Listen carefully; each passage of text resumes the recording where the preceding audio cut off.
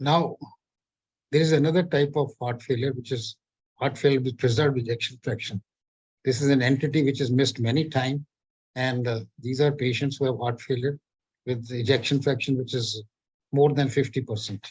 As you saw, all the other studies of heart failure with reduced ejection fraction, they had all the inclusion criteria was less than 40%, mostly less than 35%. Now, this is an entity which is missed. The only way to diagnose it is one is clinical.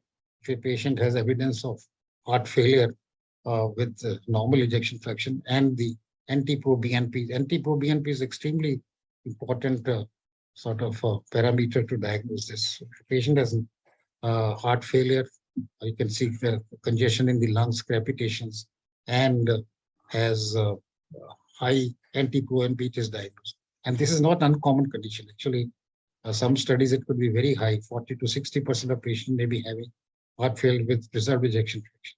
We have no treatment for this type of heart failure.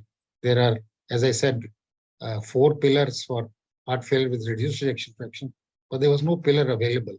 And let's see how does ARNI behave in that. There was a study which is called PARAGON heart failure trial. There were other trials earlier which showed that with the ARNI, there was a reduction in the pro-BNP, NT-proBNP, also improvement ejection fraction, but no clinical study was there. So this PARAGON heart trial was a large trial, it was a randomized double-blind, active comparable trial, testing the hypothesis that ARNI compared with valsartan reduce the composite outcome of total heart failure hospitalization and CV death. Again, a very large study, and it showed that heart failure hospitalization was reduced, but just missed the statistical sort of significance. 0.056, 0.05, as you know, is statistically significant, but it did show that it has decreased, but not statistically.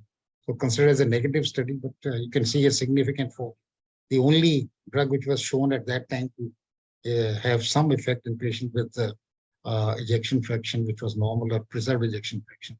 And of course, cardiovascular death was not affected.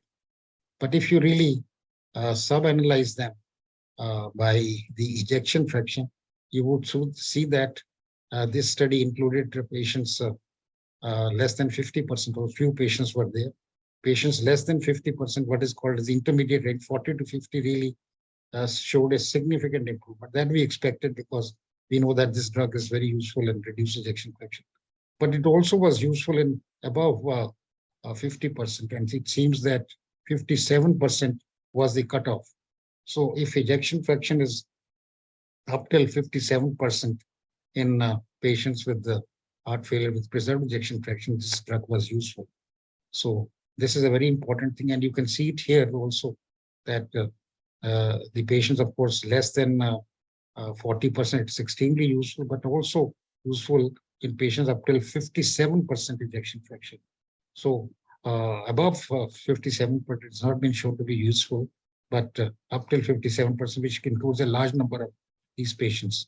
And therefore, it has been included in the guidelines that it can be used in patients with heart failure with preserved ejection fraction because up till 57%. And now, you know, another drug, the SGLT2, has also been shown to be beneficial.